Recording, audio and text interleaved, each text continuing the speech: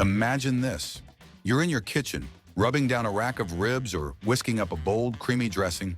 You reach for that humble little tin, mustard powder, and sprinkle in a dash of pure, fiery magic. Suddenly, the flavor pops. It's sharp, it's earthy, it's unmistakably alive. But have you ever wondered, what is this powder really? How does a tiny bitter seed become this pungent powerhouse in your pantry? Today we crack open the tin and trace the journey of mustard powder. From mustard fields to milling stones, from ancient spice routes to your spice rack. This is how it's made. And a little spoiler alert here. We will also show you how your favorite mustard sauce is made towards the end of the video. So stick around until the end and let me know in the comments. What's your favorite way of using mustard powder? And now, let's dive in. It all begins here, in the fields where mustard plants flourish in cool, temperate climates. Cultivated for centuries, mustard is one of the world's oldest condiments. Today, farms grow several types of mustard, each suited for different culinary and industrial uses. Yellow mustard seeds, also called white mustard, are the mildest and most commonly used in American-style mustard powders. Brown mustard seeds offer a sharper, more pungent flavor, ideal for stronger spice blends. Black mustard, the most intense, is less common in powder form, but used in traditional recipes around the world. Timing the harvest is critical. Seeds are collected only when fully mature, as early harvesting affects oil content and flavor strength. Once gathered, the seeds are dried naturally or with forced air systems before being sent to the factory. At the factory, the raw seeds undergo a rigorous cleaning process. They're first passed through vibrating screens that remove dust, stems, and plant fragments. Then, air blowers separate lighter impurities while magnets remove any trace metals left from farm equipment. Every batch is carefully inspected. Seeds that are discolored, shriveled, or damaged are discarded. Only uniform, high-quality seeds make it through. This step ensures that the final powder will have a consistent flavor, aroma, and color, and meet food safety regulations. The mustard seeds are now ready for their transformation. What was once a humble harvest will soon become a powerful kitchen staple. With the seeds carefully selected and cleaned, the transformation begins in earnest. But before they can be crushed or ground, there's a crucial step that often goes unnoticed: drying. Although the seeds may feel dry to the touch, they still carry residual moisture from the field in the cleaning process. If left untreated, this moisture can lead to mold growth, clumping during grinding, or even spoilage during storage. To prevent that, the seeds are transported into industrial drying chambers, massive stainless steel units designed for gentle dehydration. Inside, warm, filtered air flows evenly over the seeds as they move slowly along conveyor belts or rotating drums. Temperatures are carefully controlled, typically kept between 40 and 60 degrees Celsius, to avoid overheating. Excessive heat can damage the natural oils inside the seed, oils responsible for mustard's sharp, distinctive flavor. Throughout the process, technicians monitor humidity levels in real time. The goal is precision. The final moisture content must be low enough to ensure a clean grind, yet high enough to preserve the seed's natural pungency. Once the optimal dryness is achieved, usually between 8 and 10% moisture, the seeds are cooled and conveyed into storage silos, ready for milling. It's a delicate balance of time, temperature, and airflow, one that lays the foundation for every flavorful spoonful of mustard powder. Dried and stabilized, the mustard seeds are now primed for their most transformative stage, the grind. But turning a tiny seed into a fine, shelf-stable powder doesn't happen all at once. It begins with a controlled breakdown of the seed structure. The seeds are first funneled into roller mills, massive machines with heavy, rotating cylinders that crack the seeds open. This initial crushing doesn't create powder just yet, but it does expose the seed's inner kernel, where most of the flavor, enzymes, and oils are concentrated. This coarse, broken mixture, called mustard meal, is then passed through a series of industrial grinders. These machines apply both shear and pressure, reducing the meal to a much finer consistency. Depending on the factory setup, this may involve burr mills, hammer mills, or pin mills, each engineered for uniform particle size and heat control. During grinding, the factory carefully monitors temperature and speed. Too much heat can cause the natural oils to vaporize, weakening the flavor and aroma. To achieve the silky, uniform texture consumers expect, the next step is crucial: fine sieving and refinement. With the initial grinding complete, the mixture now resembles a coarse flour, rich in flavor, but still uneven in texture. To refine it into the smooth, free-flowing powder found in spice jars around the world, one final process is required: precision sieving and fine milling. The ground material is transported to a vibratory screening system where it passes over multiple mesh screens of decreasing size. These ultra-fine sieves separate out any remaining husk fragments or larger particles that escaped earlier grinding stages. Only the most uniform grains make it through. The rejected particles are often sent back for a second round of grinding, ensuring nothing is wasted and quality remains consistent. For even finer applications, like mustard used in sauces, pharmaceuticals, or seasoning blends, the sieved powder may undergo one last stage of micronization.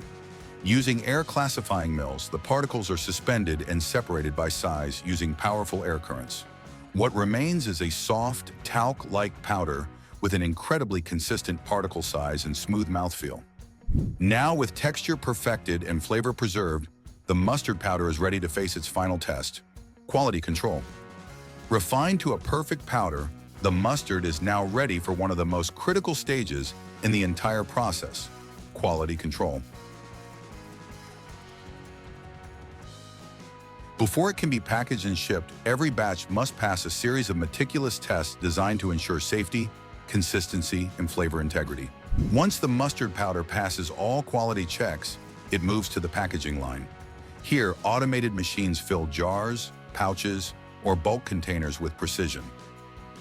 The powder is carefully sealed to preserve freshness and labeled with all necessary information, from batch numbers to expiry dates. After packaging, the mustard powder is stored in climate-controlled warehouses to maintain quality until shipment.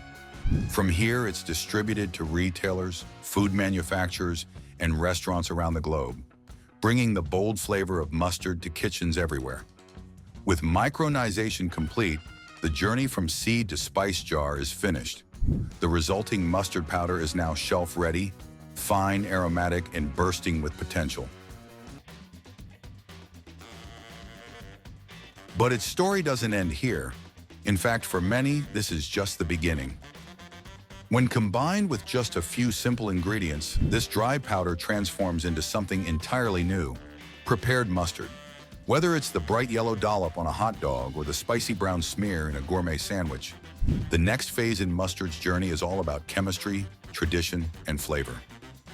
To make prepared mustard, manufacturers begin by blending the mustard powder with liquid, usually water, vinegar, or a combination of both. This isn't just to create a paste, it's where the flavor truly begins to develop. The key lies in a group of enzymes naturally present in the mustard seeds. When mixed with cold water, these enzymes react with compounds called glucosinolates, producing the sharp, pungent flavor mustard is known for. The choice of liquid and its temperature can dramatically affect the final taste. Cold water yields a hotter, more intense mustard, while vinegar tames the heat and adds tang. Other ingredients are added depending on the style being made. Salt for seasoning, turmeric for that signature yellow hue in American mustard, or even sugar, wine, and herbs for more complex regional varieties like Dijon or Bavarian sweet mustard. The mixture is then stirred and aged, sometimes for just a few hours, other times for days or weeks. This aging process allows flavors to mellow and deepen. Finally, it's passed through a finishing mill to ensure a smooth texture, then pumped into jars, sealed, and ready for shipment. From seed to sauce, the journey of mustard is a perfect blend of agricultural tradition and modern food science, proving that even the simplest condiments have a world of craftsmanship behind them. Thanks for joining us on this exciting food journey. Don't forget to like, share, and subscribe for more deep dives into the foods that shape our world. And just in case you have missed some of the older episodes, we have you covered. We have attached a special selection of past Factory View episodes to this video. So stay with us and enjoy more fascinating food discoveries. See you in the next episode.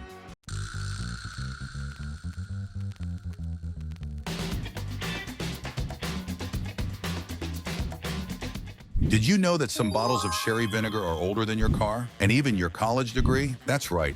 This rich, tangy elixir is aged for up to 30 years, just like fine wine. But wait, this isn't your average vinegar. Sherry vinegar comes with centuries of Spanish tradition, a secret aging process, and flavors that'll blow your taste buds away. Today we're going inside a Spanish vinegar factory to discover how sherry vinegar is made, from grape to barrel to bottle. Spoiler alert, there's fire, fermentation, and a whole lot of oak barrels involved. Long before sherry vinegar was bottled and sold in gourmet stores, it started, as many great things do, by accident. In the cellars of southern Spain, sherry winemakers would occasionally discover barrels that had left too long, exposed to a little too much air. The wine would begin to sour. What could have been a disaster became a discovery. They tasted it. It was sharp, but also complex. A little wild, a little woody. The vinegar that emerged was unlike anything else, richer, deeper, and full of the same character that made their wines famous. Over time, what was once a mistake became a deliberate craft. Vinegar makers in the Jerez region began selecting wines on purpose, using the same grapes, the same barrels, and even the same Solera aging system as sherry winemakers. In 1994, the European Union granted it protected designation of origin status. Now only vinegar made in the Jerez Triangle, using traditional methods, can legally be called vinagre de Jerez. So while it started in the shadows of wine cellars, sherry vinegar has grown into a proud tradition in its own right. A perfect balance of acid and art, chance and choice, aged not just in barrels, but in history. Every drop of sherry vinegar begins its life not as vinegar, but as wine. And not just any wine. Sherry wine, born in the sun-drenched vineyards of southern Spain. The grapes used are mostly Palomino, a variety that thrives in the chalky white soils of the Jerez region. These soils, called albariza, act like natural sponges, soaking up winter rains and slowly releasing moisture through the long, hot summers. After harvest, the grapes are pressed and the juice is fermented into a dry white wine, the base for traditional sherry. But instead of being consumed as wine, a portion of it is set aside for something even more special, the long transformation into vinegar. And here's the twist. The wine isn't immediately soured. It's often fortified with a bit of grape spirit to stabilize it, just like traditional sherry, preserving its flavors before it begins its slow journey toward acidity. So before it ever turns tangy, sherry vinegar begins as a carefully crafted wine, full of complexity, history, and the character of the land it came from.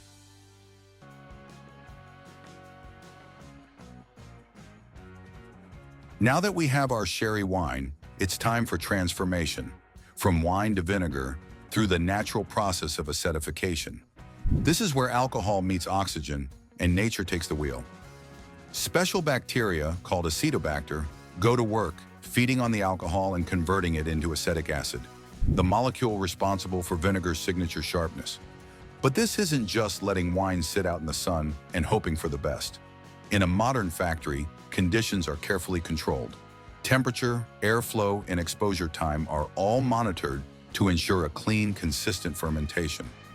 Some producers use stainless steel tanks equipped with aeration systems to speed up the process.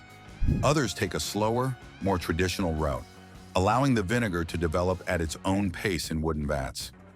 As the alcohol slowly disappears, something new emerges, a complex, deeply aromatic liquid, still sharp, but layered with the first hints of what will become that unmistakable sherry vinegar flavor. At this stage, it's technically vinegar, but it's still young, raw, and brash. To become the real deal, it needs something more: time, wood, and the wisdom of the Solera system. Now comes the heart of what makes sherry vinegar truly extraordinary. The Solera system, a traditional aging method borrowed from sherry wine production, and perfected over generations. The bottom row holds the oldest vinegar, sometimes decades old. The rows above contain progressively younger batches. This is the Solera y Criadera system, equal parts aging and blending, science and art. A small portion of vinegar is drawn from the bottom barrels for bottling, but they're never emptied. Instead, they're topped up with vinegar from the row above, just a little. Then that row is refilled with vinegar from the next youngest row and so on. This creates a living, evolving system where the old vinegar teaches the young, and every drop contains a trace of the generations before it. But aging here is about more than just time. The barrels, usually made of American oak, impart rich, woody notes, letting the vinegar breathe and oxidize slowly. Over years, the vinegar darkens, thickens, and develops intense layers of flavor. Nutty, fruity, even a little smoky. Some vinegars are aged for 6 months, others for 10, 20, even 30 years. The longer it rests, the more concentrated and complex it becomes, until what began as simple wine becomes a culinary treasure.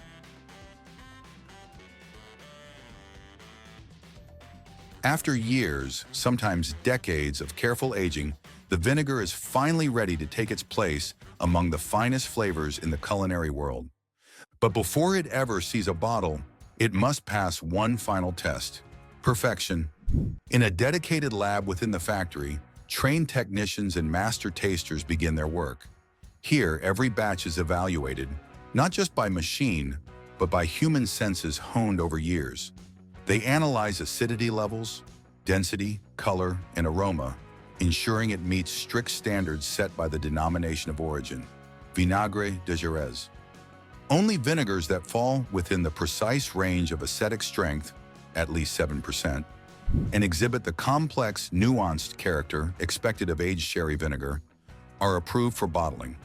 If it doesn't pass, it waits, it rests, it evolves further until it does. Once approved, the vinegar moves to the bottling line, where centuries of tradition meet modern efficiency. Large wooden vats slowly feed the vinegar into stainless steel pipes, filtering gently to preserve flavor. Bottles are washed, dried, and filled with care, often by machines but under human supervision. Each is sealed with cork or screw cap, then labeled, sometimes by hand for artisan lines. Labels include vintage age, origin, and sometimes even the bodega name, a mark of pride. For rare vinegars aged over 10 or 20 years, the packaging is often just as refined as the contents. The vinegar, once humble wine, transformed by time, oak, and expertise, is ready to travel. From a small town in southern Spain, it now heads to gourmet kitchens, fine dining tables, and curious home cooks around the world. While all sherry vinegars share a common origin, some varieties take the craft to an entirely different level: rare, aged, and revered. Among the finest is Vinagre de Jerez Reserva, aged for at least 2 years, and Gran Reserva, which rests in oak for over 10 years. These aren't your everyday pantry staples. They're complex, velvety, with flavors that linger long after the last drop. Bottling limited editions aged for 20, 30, even 50 years. These are often drawn from the oldest barrels in a Solera, some dating back to generations past. And the price? A single bottle of high-end sherry vinegar, Gran Reserva, can fetch hundreds of dollars, especially if it's artisan-made, aged in rare barrels, or tied to a legendary sherry house. With notes of dried fruit, toasted almond, vanilla, and spice, these vinegars are treated like fine perfume, used drop by precious drop. For chefs and collectors alike, they're not just condiments, they're liquid heirlooms. And there you have it, the incredible journey of sherry vinegar, from sun-soaked vineyards and sherry wine barrels to aging cellars filled with time and tradition. It's a process that blends science, history, and flavor into something far more than just vinegar. It's a legacy in a bottle, crafted with patience, perfected through generations, and poured with purpose. So the next time you splash a little on a salad, glaze a piece of meat, or stir it into a sauce, know this: you're tasting centuries of craftsmanship and the soul of southern Spain. If you enjoyed this behind-the-scenes look into the world of sherry vinegar, give this video a thumbs up Drop a comment below about your favorite way to use it, and subscribe for more deep dives into the foods we love but rarely think about. And just in case you have missed some of the older episodes, we have you covered. We have attached a special selection of past Factory View episodes to this video. So stay with us and enjoy more fascinating food discoveries. See you in the next episode.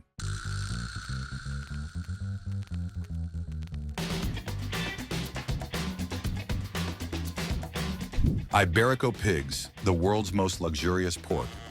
In a forgotten corner of Europe, where ancient oak trees spread their arms over wide sunlit pastures, lives an animal unlike any other. This is the dehesa, a vast agro-silvo-pastoral landscape unique to the Iberian Peninsula. It's a place shaped by both nature and centuries of careful human stewardship. And it's here that the story of the Iberico pig begins. These black-coated pigs live in harmony with the land. They forage freely, grow slowly, and yield meat so exquisite it's compared to fine wine or aged cheese. Can you believe that a single leg of this special breed can cost around $4,000? That is a remarkable price for a piece of meat. Join us today at Factory View to see why this special pig is revered by chefs, prized by gourmets, and protected by Spanish law. Let us reveal to you why the Iberico pig is not just livestock, but a living heritage. Let's dive in. The Iberico pig is a rare breed native to Spain and parts of Portugal. With roots that stretch back thousands of years, it is believed to be descended from wild boar and early domesticated pigs. Shaped over centuries by climate, terrain, and diet, these pigs are easily distinguished by their black hair, long snouts, and elegant, athletic build. But the true hallmark of the breed lies beneath the surface, their ability to store fat inside the muscle fibers. A genetic gift that results in the extraordinary marbling that defines Iberico meat. Breeding Iberico pigs is a careful process. Farmers look for traits like good muscle tone, high intramuscular fat, disease resistance, and maternal instinct. Only the best are chosen to carry the breed forward. In some farms, purebred Ibericos are maintained for the highest quality jamon, while others are crossbred with Duroc pigs, producing animals that grow more efficiently but still deliver exceptional taste. Each litter represents a delicate balance, flavor that is truly world-class. From the moment they are weaned, Iberico pigs live as few livestock ever do, free to roam, explore, and forage in the oak-studded savanna of the Dehesa. This habitat, exclusive to parts of Spain and Portugal, is more than just pasture. It's an ecosystem where pigs, trees, and farmers coexist in a finely balanced cycle. The pigs help regenerate the forest by spreading seeds and clearing undergrowth. In return, the land provides them with wild herbs, grasses, and, most importantly, acorns. Each year, from October to February, the Montanera begins. During this ancient feeding season, the pigs feast almost exclusively on acorns from holm and cork oaks. These nuts are high in fat and antioxidants, and they give Iberico meat its signature nutty sweet aroma and smooth texture. A pig can gain up to 1 kilogram of weight per day during the Montanera, with fat accumulating inside the muscle, not just around it, resulting in deep marbling and flavor that melts on the tongue. In a world of industrial farming, the Iberico system is a throwback and a defiant statement. It values quality over quantity, patience over profit. Each pig has access to 2 hectares or more of open land. They grow naturally over 18 to 24 months. That slow pace is essential for developing the flavor and the texture people expect from Iberico. Asterisk, antibiotic use is minimal, and growth hormones are strictly prohibited. The result? A farming model that's low impact, regenerative, and deeply respectful of the animals and the environment.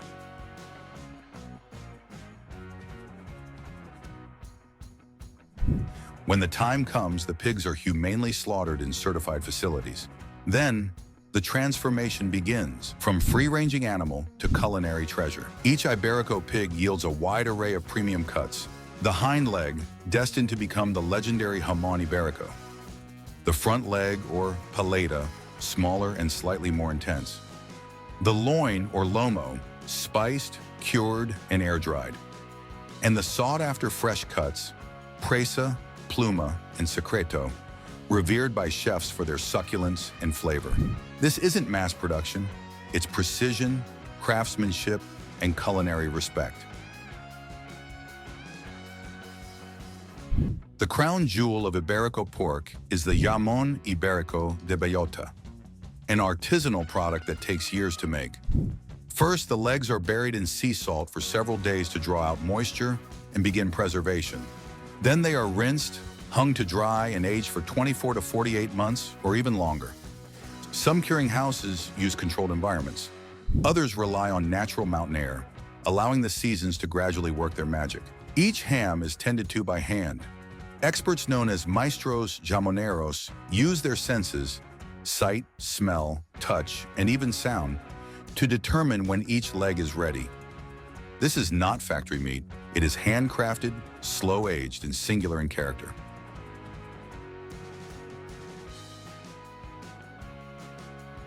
In the world of gastronomy, Iberico pork holds a place of honor. While most pork is lean and neutral, Iberico is rich, complex, and silky. Its fat melts just below body temperature, releasing a cascade of flavor. Earthy, nutty, subtly sweet. In fine dining, cuts like secreto or presa are grilled medium rare, like a fine steak. And then there is the jamón. The jamón ibérico de bellota is sliced paper thin and eaten slowly, as you would a rare vintage.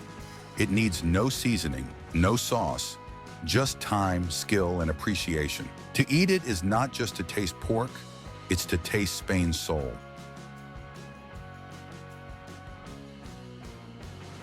It may sound too good to be true, but the meat from Iberico pigs offers more than just indulgence. It's also remarkably nutritious. Unlike ordinary pork, the fat in Iberico pork is composed of over 50% oleic acid, the same heart-healthy monounsaturated fat found in extra virgin olive oil. This fat profile helps to reduce LDL, the so-called bad cholesterol, increase HDL, or good cholesterol, support cardiovascular health when consumed in moderation. This is one of the only red meats that fits into a Mediterranean diet. It has the flavor of indulgence, but the chemistry of balance. It's also a powerful source of high-quality protein, B vitamins, zinc, and iron, nutrients essential for energy, muscle repair, and immune function. For chefs and nutritionists alike, Iberico pork is a rare fusion. Flavor, finesse, and function, all in one bite.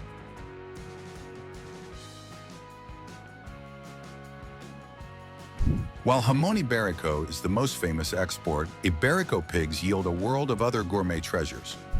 Lomo embuchado, whole pork loin, cured with paprika, garlic, and sea salt. Chorizo ibérico, rich and smoky, spiced with pimentón. Salchichón ibérico, seasoned with black pepper, aged to perfection. And the tender, fresh cuts, presa, secreto, pluma, each with their own fat profile and flavor nuances.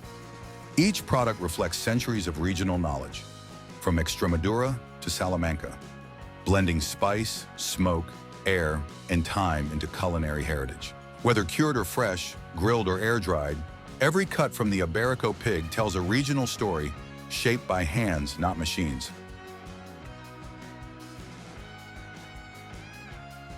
In Spain, not all Iberico ham is created equal. That's why a color-coded grading system ensures transparency and traceability.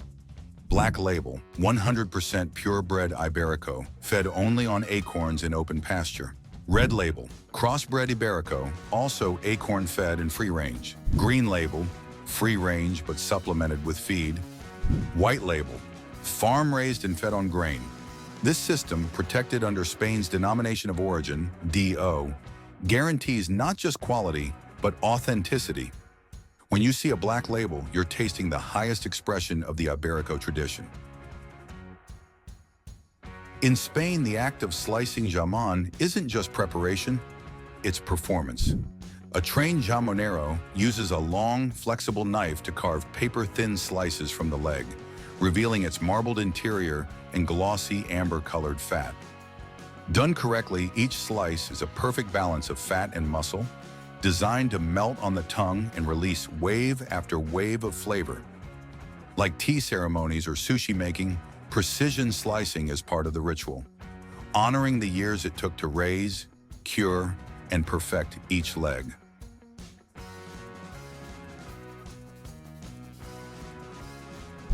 At a time when the world is rethinking its relationship with meat, the Iberico system offers a powerful example of regenerative agriculture. The Dehesa ecosystem supports biodiversity, prevents wildfires, and sequesters carbon, all while allowing traditional animal husbandry to thrive.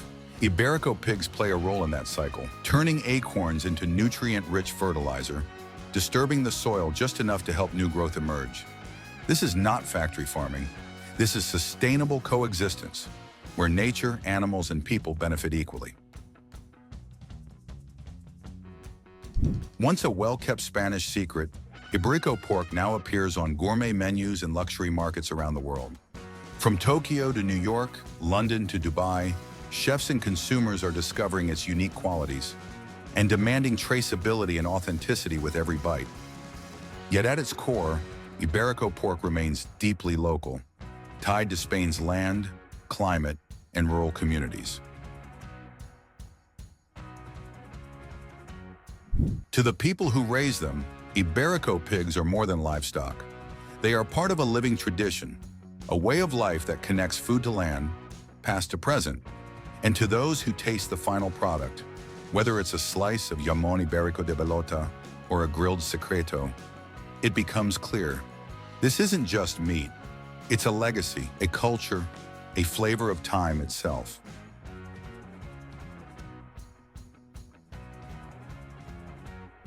In every bite of Iberico pork, there's something more than taste. There's heritage, there's craft, there's nature. Slow, patient, and enduring. It's the story of the Iberico pig, an animal raised with care, in a place unlike any other, producing food that feeds not just the body, but the soul. This is more than farming. This is more than cuisine. This is Iberico. If you enjoyed this Factory View episode, don't forget to like, subscribe, and click the bell for more food journeys, factory tours, and culinary stories. And just in case you have missed some of the older episodes, we have you covered. We have attached a special selection of past Factory View episodes to this video. So stay with us and enjoy more fascinating food discoveries. Thanks for watching and see you in the next episode.